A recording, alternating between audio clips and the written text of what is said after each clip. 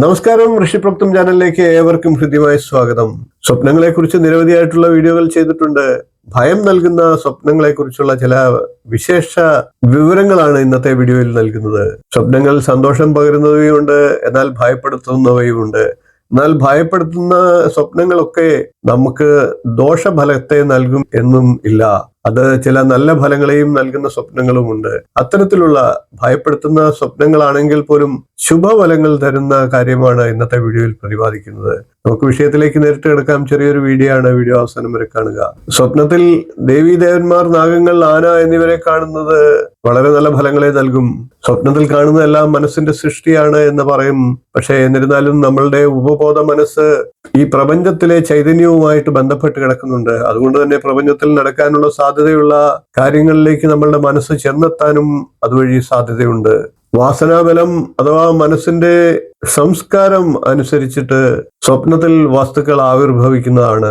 കുടുംബത്തിലോ നമുക്കോ പൂർവികരുമായിട്ടോ ഒക്കെ ബന്ധമുള്ള ദേവീദേവന്മാരാണ് പൂർവ്വജന്മാർജിത കർമ്മഫലമായി നമുക്ക് ദൃശ്യമാകുന്നത്. ചിലരാകട്ടെ ഒരിക്കലും ചിന്തിക്കുക പോലും ചെയ്യാത്ത സമയത്ത് തിരുച്ചെന്തൂർ സുബ്രഹ്മണ്യ സ്വാമിയെ സ്വപ്നത്തിൽ ദർശിക്കുന്നതായിട്ട് കേട്ടിട്ടുണ്ട്. അത് അവരുടെ പൂർവ്വജന്മ ബന്ധം കൊണ്ടാകാം. ചിലർ യക്ഷിണി, മരിച്ചുപോയവർ, അപരിചിതർ, ചില ക്ഷേത്രങ്ങളിൽ ഇവയെല്ലാം സ്വപ്നം കാണാറുണ്ട്. എല്ലാം തന്നെ ജന്മാന്തര വാസനകളാൽ അവബോധ മനസ്സിൽ ഉറങ്ങിക്കിടക്കുന്ന വാസനകളുടെ ഒരു പ്രതിബിംബമാണ്. അനേക ജന്മങ്ങൾ എടുത്തിട്ടായിരിക്കാം നമുക്ക് ഈ ജന്മത്തിലേക്ക് എത്തിയത്. നമ്മളുടെ ആത്മാവിൽ, നമ്മുടെ മനസ്സിൽ ഇതെല്ലാം രേഖപ്പെടുത്തിയിട്ടുമുണ്ട്.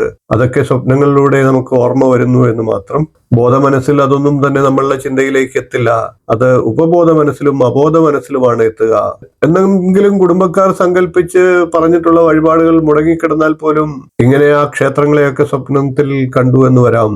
ചില സ്വപ്നങ്ങളൊക്കെ പേടിപ്പിക്കുന്ന സ്വപ്നങ്ങളാണ്. എന്നിരുന്നാലും ഭയക്കേണ്ട കാര്യങ്ങളില്ല. അതൊക്കെ ഗുണഫലങ്ങൾ നൽകിയെന്നും വരാം. പാമ്പ് ദംശിക്കുന്നതായിട്ടാണ് സ്വപ്നം കാണുന്നതെങ്കിൽ സമ്പൽ സമൃദ്ധി കൈവരിക്കുന്നതിന്റെ സൂചനയായിട്ടാണ് പറയുന്നത്. പത്തി വിടർത്തിയ പാമ്പിനെ ആണ് കാണുന്നതെങ്കിൽ ശത്രുശല്യം വർദ്ധിക്കുന്നതിന്റെ സൂചനയായിട്ടാണ്. നമുക്ക് കരുതലെടുക്കാനുമുള്ള അവസരങ്ങൾ അന്നേരം ലഭിക്കുന്നതാണ്. എന്നാൽ പാമ്പ് നമ്മളെ വിരട്ടി ഓടിക്കുന്നതായിട്ടാണ് സ്വപ്നം കാണുന്നതെങ്കിൽ ദാരിദ്ര്യത്തിന്റെ ആരംഭമായിട്ടും പറയാം. അങ്ങനെയുള്ള സന്ദർഭത്തിലും നമുക്ക് ശ്രദ്ധ കൊടുക്കാനായിട്ട് സാധിക്കും. പാമ്പ് കഴുത്തിൽ വീഴുന്നതായിട്ട് സ്വപ്നം കണ്ടാൽ ഭയപ്പെടേണ്ട കാര്യങ്ങളില്ല. അത് സമ്പന്നത കൈവരിക്കാനുള്ള സാഹചര്യത്തെയാണ് സൂചിപ്പിക്കുന്നത്. അതേപോലെ തന്നെ ദേവി സ്വപ്നത്തിൽ നമ്മളെ ഊട്ടുന്നതായിട്ടാണ് സ്വപ്നം കാണുന്നതെങ്കിൽ അത് ഭാഗ്യം നൽകുന്നതിന്റെ സൂചനയാണ്. യക്ഷിണികൾ, യോഗിനിമാർ, ബാലദേവിമാർ ഇവരൊക്കെ നമ്മളെ തഴുകുന്നത് സ്വപ്നത്തിൽ കണ്ടാൽ സുഖലാഭമാണ് നമുക്ക് ലഭിക്കുക. യാത്ര ചെയ്യുന്ന ദേവിയെയാണ് നാം സ്വപ്നത്തിൽ കാണുന്നതെങ്കിൽ കുടുംബ ഭരദേവത കോപം ഉണ്ടായിട്ടുണ്ട് എന്നാണ് കരുതേണ്ടത്. ഇങ്ങനെയൊക്കെ കാണുന്ന പക്ഷെ യഥാവിധി ആ ദേവതാ ക്ഷേത്രങ്ങളിൽ ദർശനം നടത്തി ശക്തിയുക്തം വഴിപാടുകളെ ചെയ്യുക.